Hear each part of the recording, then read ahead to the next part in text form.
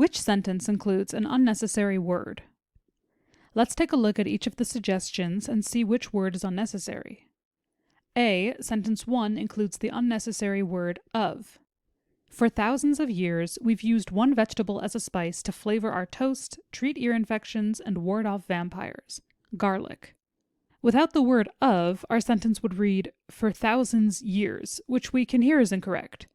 We need the of to tell us what the thousands is describing, in this case, the number of years. As the of in this sentence is necessary, this choice can be marked as incorrect. B. Sentence 3 includes the unnecessary word such. In addition to making food taste better, it has traditionally been used for health purposes by cultures such as the Egyptians, Greeks, Romans, Chinese, and Japanese. As such as is a phrase unto itself to introduce examples of something, both words are needed to complete the phrase.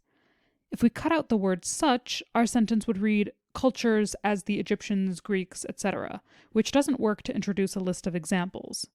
This can be marked as incorrect. C. Sentence 6 includes the unnecessary word with. Some small studies have suggested that garlic may be helpful for slightly improving with blood pressure, cholesterol, immune function, the prevention of certain cancers, and oxidative stress. After the words helpful for slightly improving, we expect a list of what will be improved to follow immediately. And while a list does follow, we're first interrupted by the word with, which only serves to make the sentence clunky and awkward. We see that removing the word with helps our sentence flow more smoothly. Garlic may be helpful for slightly improving blood pressure, cholesterol, etc. This seems to be our answer, but we can take a look at choice D just to be sure. D. Sentence 8 includes the unnecessary word that.